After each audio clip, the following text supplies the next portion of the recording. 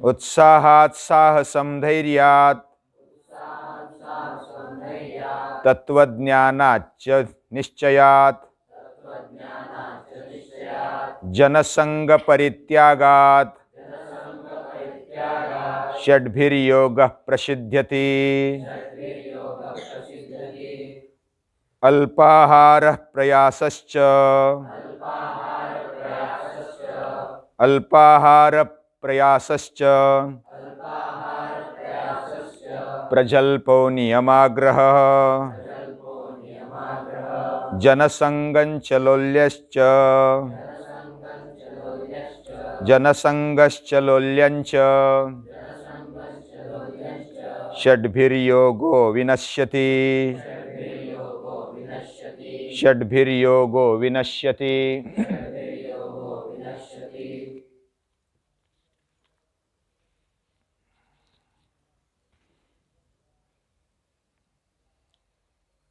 योग इसका मूल धातु है युज। युज यानी जुड़ना, टू ज्वाइन, और उससे योग शब्द बना।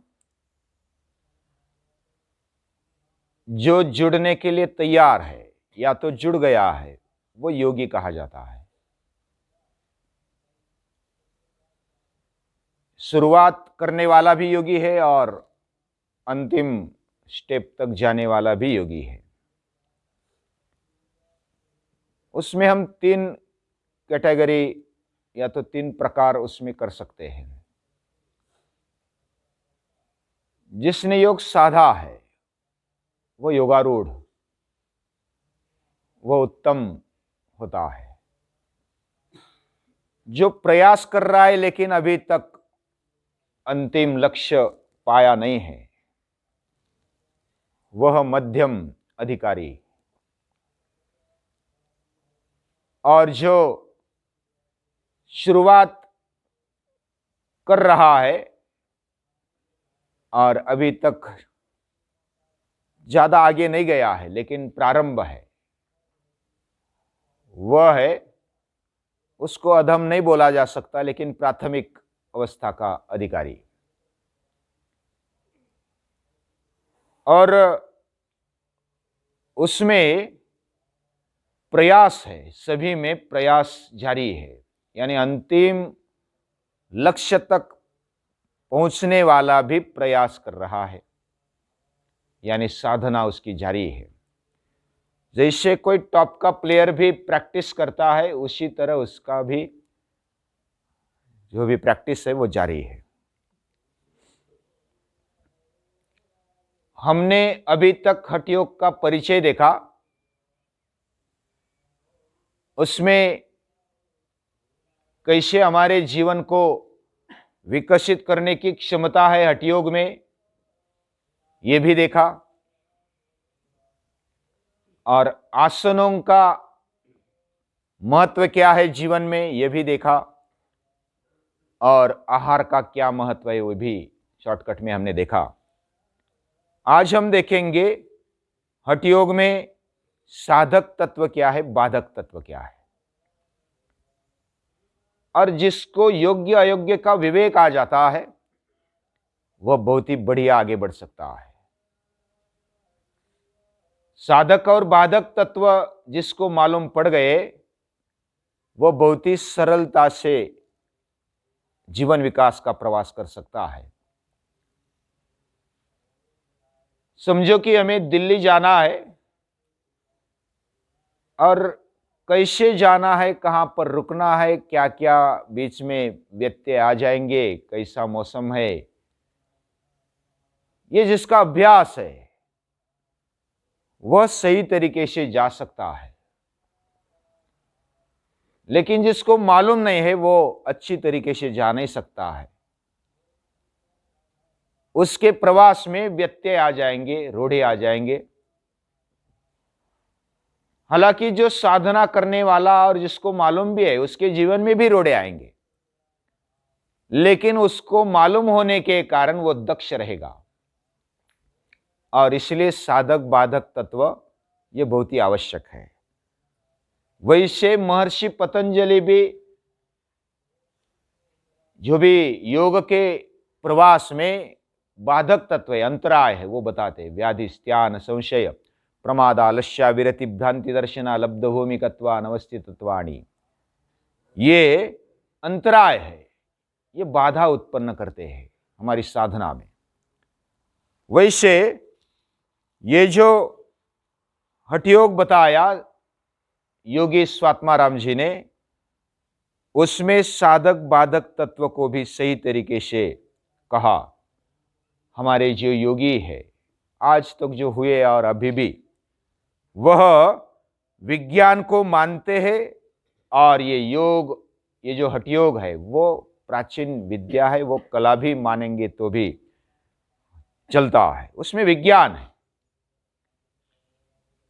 प्राचीन काल से योगियों में ये वैज्ञानिक धारणा ये दिखाई देती है, यानी कि योगियों को, ऋषियों को वैज्ञानिक कहा जाता है अलग अलग तरीके से। और विज्ञान और चेतना इस शरीर में उसका कॉम्बिनेशन है। हमारे अंदर चेतना भी है और शरीर एक विज्ञान से चलता है, और उसको जागृत करने की क्षमता हठयोग में है। ये बहुत ही बड़ी बात है। इसलिए हठयोग महत्वपूर्ण है। हमारे शरीर में प्राण चक्र और कुंडलिनी जागरण का काम हठयोग करता है। प्राण यानी प्राणवायु को जागृत करता है। उसके बाद अलग अलग चक्र है, सिस्टम्स है, संस्थाएं है, उसको जागृत करने का काम यह हठयोग करता है। और कुंडलिनी जागरण तक का काम यह हठयोग करता है। इसलिए सभी उच्च जो भी योग है वहां तक पहुंचाने के लिए हठयोग एक आधार का काम करता है। और जो भी राजयोग है, या तो ध्यान है, समाधि है, या तो अलग अलग तरीके से हमारे जीवन में अगर प्रबोधन पाना है तो हठयोग जैसा आधार ये मिलना वैसा मुश्किल है। इसलिए हठयोग का महत्व अपने लेवल पर बहुत है। इसमें जो स्वामी स्वात्माराम जी ने बाधक और साधक तत्व बताए, उसका मूल कारण है हमें अंतिम लक्ष्य तक पहुंचना है, मुख्य उद्देश्य तक पहुंचना है, और वो है आत्मबोध, आत्म साक्षात्कार। वहां तक पहुंचने के लिए क्या बाधा आएगी और क्या साधन होंगे, क्या हमें सहायभूत होंगे, इसका उल्लेख इधर किया हुआ है।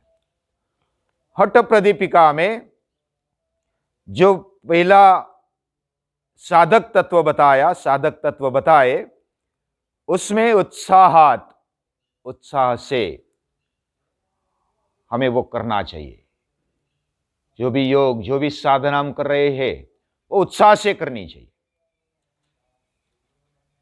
उत्साह में सकारात्मक दृष्टिकोण होता है, निरंतर प्रेरणा लेनी होती है, और पूर्णता की तरफ जाने की जो चाह है वो दिन प्रतिदिन बढ़नी चाहिए। उत्साह बढ़ना चाहिए हर रोज उठने से लेकर के जो भी हमने साधना करनी है, उत्साह से उठ जाए। पहली बात ये उठना, ये बहुत बड़ी बात है। ये बिना उत्साह से होता नहीं है। जिसके पास उत्साह है, लक्ष्य को पाने की लगन है, उत्साह से उठ जाता है।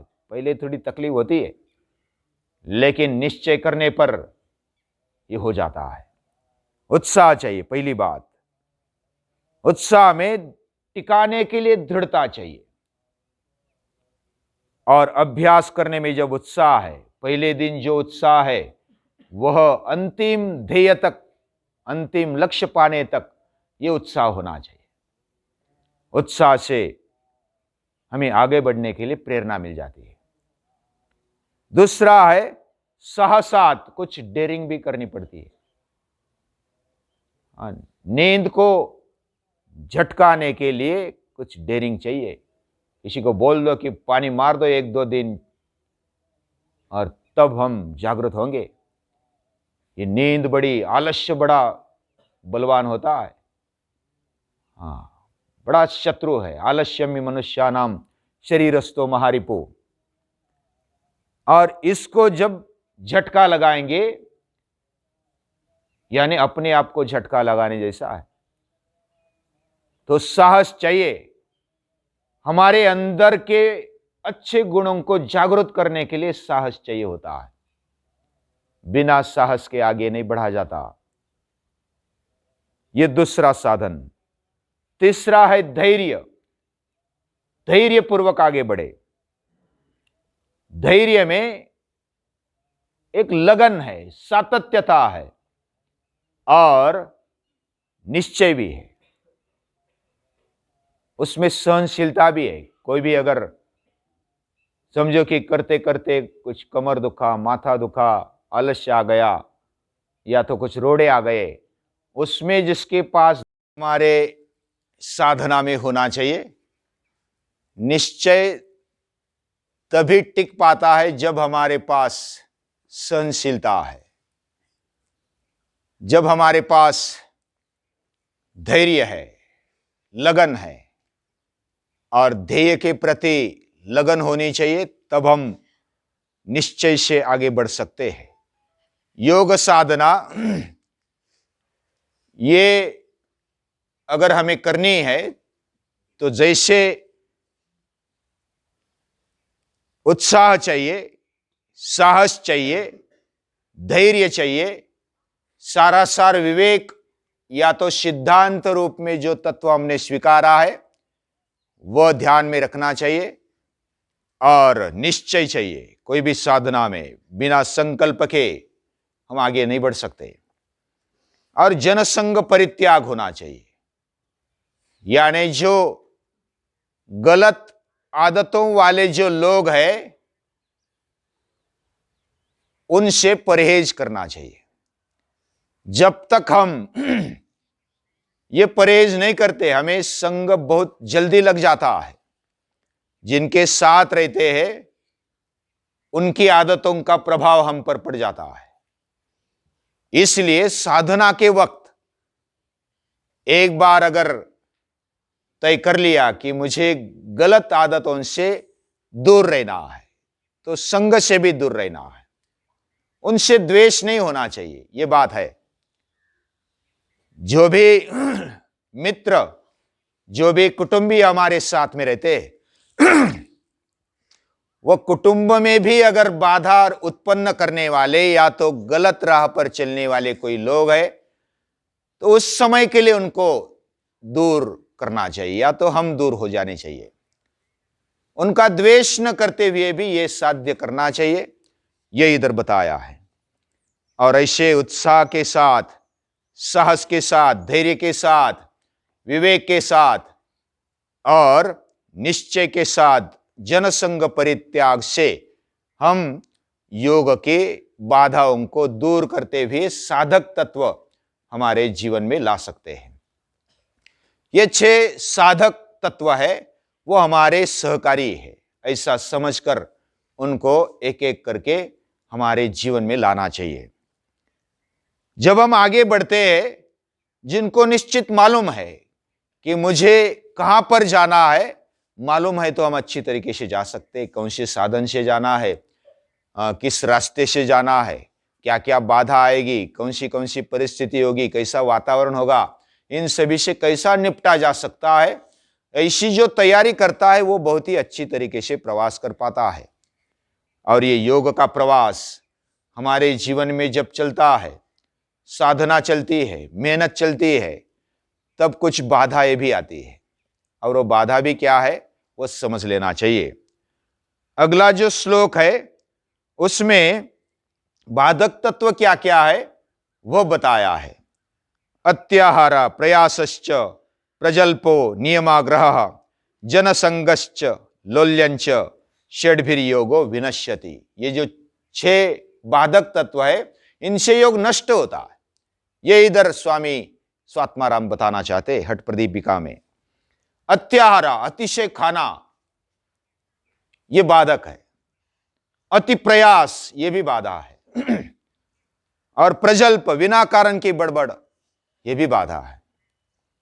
और नियमाग्रह, नियम का अति आग्रह, यह भी बाधा है। जनसंग, यानी कि गलत लोगों की संगत, यह भी बाधा है। और लौल्यंच, लौल्य यानी मन की चंचलता, मन का ढीलेपन, तो वो भी नहीं होना चाहिए। अत्याहार, हमने आहार के समय देखा कि आहार अल्पाहार होना चाहिए, मिताहार होना चाहिए। मैं खाते समय भगवान को प्रसन्न करने के लिए खा रहा हूं, उसको तृप्त करने के लिए खा रहा हूं, उसको आहुति दे रहा हूं। उदर भरणनो हे जानी चाहिए, यज्ञ कर्मा, ऐसा समझकर वो खाना चाहिए। केवल अच्छा लगा इसलिए भरपेट खाया, ये बाधा है। तो अत्याहार ये बाधा है। मिताहार होना चाहिए। प्रयास होने चाहिए, लेकिन अति प्रयास नहीं होने चाहिए। जब अतिरेक हो जाता है या तो अतिशय कष्ट हो जाता है, करने लगे तो बस लहर में आया और कर दिया ज्यादा व्यायाम। तो ज्यादा व्यायाम से हम थक जाते हैं, 2-4 दिन, 4 दिन, 8 दिन हमारे बिगड़ जाते हैं, हाथ पांव दुखने लगते हैं। तो उसमें सातत्य चाहिए। जो सातत्य से आगे बढ़ता है, प्रयत्न भी करता है, लेकिन अति प्रयत्न, अति प्रयास नहीं करना चाहिए, बाधा है। उसी प्रकार बिना कारण की बड़बड़, बिना कारण का बोलना भी बाधा है। हमारे प्रामाणिकता पर उसमें संशय निर्माण होता है। जब हम अति बोलते हैं तो अति बोलना, फिर कर्म कम हो जाता है, फिर हम जो बोलते हैं वह नहीं होता है, तो हमारी वाणी की ताकत भी कम हो जाती है, हमारे शरीर की ताकत भी कम हो जाती है, हमारे अंदर की प्रामाणिकता कम हो गई। मैंने बोला कि मुझे करना है, मैं ये करूंगा, वो करूंगा, और फालतू की बड़बड़ अगर हो गई तो बिना कारण का हमारे ऊपर दबाव आ जाता है। बोलना चाहिए, लेकिन अल्प मात्रा में, जो भी योग्य है उसको बोलना चाहिए। तो ऐसा अगर हम बोलते हैं तो वो बाधा नहीं है, लेकिन ज्यादा बोल लेते हैं तो वो बाधा बन जाता है। वैसा नियमाग्रह भी है। नियम होना चाहिए, लेकिन अति नियम नहीं होना चाहिए। जो मैंने अनुभव बताया था कि जब मैं और कुछ साथी हिमालय में गए थे, हिमाचल प्रदेश में, उधर बर्फीली पहाड़ से एक झरना आता था, और झरना आने के बाद एक ऐसा हौद बनाया हुआ था, और उधर से लोग बाल्टी लेकर पानी बाहर लेते थे और नहाते थे, मग्गे से, ग्लास से। मुझे लगा ये क्या इतना अच्छा पानी और कोई तैर नहीं रहा है। मैंने कपड़े निकाले और ऐसा सुर लगा दिया, और सुर निकलने, यानी डाला सुर और बाहर निकला तो मैं पूरा ठिठुर गया था, यानी बर्फ बन गया था लगभग। बाकी लोग आए और बोले, पास में आए, कि पागल है क्या तू, मरना है क्या तुझे। तो मैंने मेरी भूल कबूल की कि अच्छा हुआ आप आ गए नजदीक, और उन्होंने कंबल दिया मुझे। यानी नियम, मुझे ठंडे पानी से मुझे लगा कि मुझे आदत है नहाने की, लेकिन कहां पर नहाना चाहिए, कहां पर नहीं नहाना चाहिए, नियम का अतिरेक जब होता है तो रुकना चाहिए, ये इधर समझना चाहिए। तो नियमाग्रह, नियम पालना चाहिए। नियम हमारे लिए होता है, हम नियम के लिए नहीं है। नियम हमें अच्छा बनाने के लिए, हम अच्छा अगर कुछ कर रहे हैं तो जो अपने नियम खुद पाल रहा है, समझ कर पाल रहा है, उसको नियम की आवश्यकता नहीं होती। तो नियम हमारे लिए, हम नियम के लिए नहीं है। और नियम सहज ही पाले जाते हैं। जो समझदार होता है उसके नियम सहज ही पाले जाते हैं, उसका रक्षण होता है। और उस प्रकार और एक बताया, जनसंग, ये बाधा है, यानी गलत लोगों का संग ये नहीं होना चाहिए। गलत यानी कौन? जो समझो कि फोकट का लेने की इच्छा करते हैं, चोरी करते हैं, या तो झूठ बोलते हैं, बिना कारण फालतू बड़बड़ करते हैं, या तो जो जिस समय काम करना चाहिए वो उस समय नहीं करते। ऐसे जो लोग हैं गलत राह पर, ऐसे बहुत सारे हम उदाहरण ले सकते हैं। लेकिन इन लोगों के साथ द्वेष न करते हुए, थोड़ी देर के लिए, हमारी जब साधना है तो उस समय के लिए उनको टालना चाहिए। लेकिन उनका द्वेष नहीं करना चाहिए, उनमें भी अच्छे गुण होते हैं। तो जनसंग परित्याग होना चाहिए। जनसंग ये बाधा है, यानी कि जो गलत लोगों की संगत ये बाधा है। और लास्ट वाला जो बाधा है वो है लौल्य, यानी मन की चंचलता। मन भटकता है इधर उधर, हम जो सुनने लगे तो थोड़ी देर के लिए इधर देखते उधर देखते हैं, या तो क्या हुआ, कैसी आवाज आ रही है, और जो चल रहा है उसमें ध्यान नहीं रहता, मन नहीं रहता। तो मन की चंचलता ये बाधा है, इसके लिए लौल्य ये बाधा माना गया है। मन को शिथिल या तो ढीला ढीला नहीं छोड़ना चाहिए, उसको कुछ देना चाहिए, कुछ बिजी रखना चाहिए अच्छे कामों में, तब हम अच्छी तरह से साधक बन सकते हैं। साधना के लिए यह साधक तत्वों की आवश्यकता है और बाधक तत्वों को दूर रखना है। ये महर्षि जो स्वामी स्वात्माराम है वो बताना चाहते हैं। वशिष्ठ योग वशिष्ठ में भी यही कहा गया है। जो महर्षि पतंजलि वो भी यही कहना चाहते हैं, व्याधिस्त्यान संशय प्रमाद आलस्य विरति भ्रांति दर्शना लब्ध भूमिकत्वा नवस्थितत्वानि चित्त विक्षेपास्त्यंतराया। ये 9 बाधाएं हैं, अंतराय है। तो इन बाधाओं को हमें कैसे पार करना है, ये पहले से ही तैयारी करके साधना चालू होनी चाहिए, तब हम अच्छी तरीके से योग में प्रवास कर सकते हैं। और हठ योग में ये बहुत ही स्पष्ट तरीके से कहा है कि ये साधक तत्व क्या है, बाधक तत्व क्या है।